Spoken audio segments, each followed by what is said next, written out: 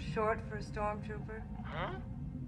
Why, you stuck-up, half-witted, scruffy-looking nerf herder. Governor Tarkin, I should have expected to find you holding Vader's leash. I recognized your foul stench when I was brought on board. Charming to the last.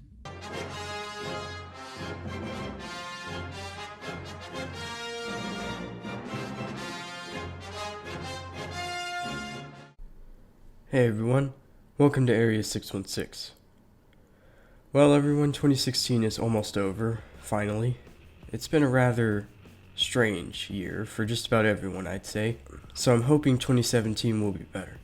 However, this was not a year without good things. For one thing, I started this channel, which was a huge step forward for me, and I'm very happy with how far it's come. The fact that I've only been doing this for 4 or 5 months now, and I already have 23 subscribers, is just awesome. Thank you all for following me this far, and know that I have a lot of great things planned for this channel going into the coming year. In any event, we did get some pretty good movies and TV shows this year as well.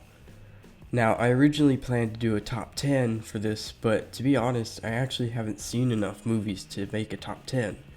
Like I said, it's been a weird year. I was originally planning to see Rogue One and Arrival, but neither of those really worked out. There were a lot more movies I wanted to see as well, but I did at least see enough to make a top 5. So that's what we're here for today. Now, next year will be different. There are a ton of things coming out that I'm crazy excited for. In fact, I'm going to narrow that down to 10 this Monday. But I also plan to really broaden my viewing horizons and give you guys more content on a more consistent basis. But in any event, let's get to it.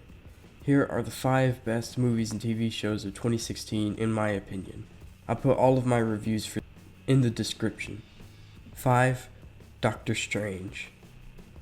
Doctor Strange disappointed me a bit in a lot of ways, but it beat out Fantastic Beasts and X-Men Apocalypse for this spot because at the end of the day, it wasn't terrible.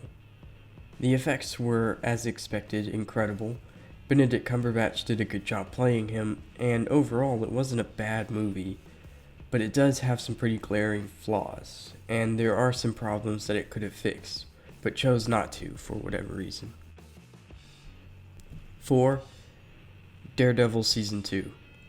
In my review for this, I said that while Daredevil Season 2 was really good, it ultimately disappointed me. Daredevil Season 2 is definitely not quite as good as its first season in my opinion, but it's still very, very good, especially the parts with the Punisher. Where it falls is where it's trying to juggle the Punisher story and Elektra's story, but at the end of the day it does a fine job at that as well. It does a much better job at juggling multiple stories than most things nowadays, but it does ultimately result in a slightly disappointing second season, if only slightly. Luke Cage. 3. Luke Cage was a show that pretty much everyone was excited for a lot of reasons. At the end of the day, I thoroughly enjoyed it. It got a lot of criticism for some spoilery things that I can see problems with as well, but in the end I still enjoyed it very much. I thought the characters, music, and tone were all very well done, and it definitely far exceeded Daredevil Season 2 in terms of quality. Highlights from it for me were Cottonmouth, Misty Knight, and Mariah Dillard. Luke Cage certainly has its problems here and there, but I still personally believe that the end result far outweighs the bumps it had along the way. 2. Captain America Civil War. Tell me, how is it possible for a movie to juggle a cast of over 15 characters and still give everyone the perfect amount of time, and manage to tell a fairly well-written story? There's been criticism lately over things like Zemo's plan, but personally I don't think even that holds up. People are saying that Zemo relied on the chance that the Registration Act appeared, but it really didn't. Zemo's plan was to frame Bucky for a crime, therefore kicking off a chain of events that would ultimately lead Cap and Stark to where he wanted them to be. But the Sokovia Accords were just kind of a side effect, a happy accident. Of course, I haven't seen the movie in way too long, so maybe I'm forgetting a thing or two, but bottom line is, I love this movie.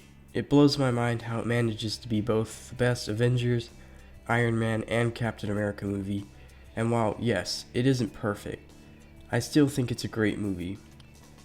But now, for the number one best movie or TV show of 2016.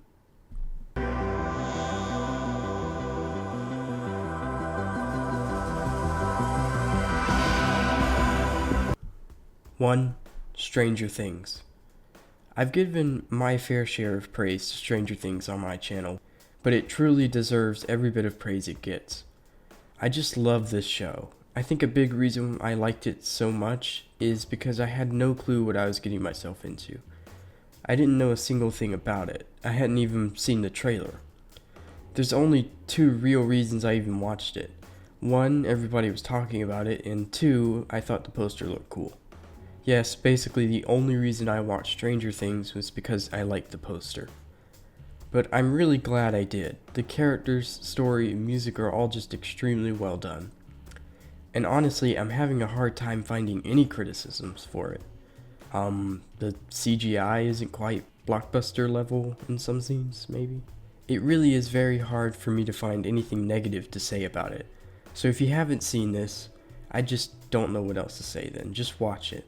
It really and truly does live up to the hype.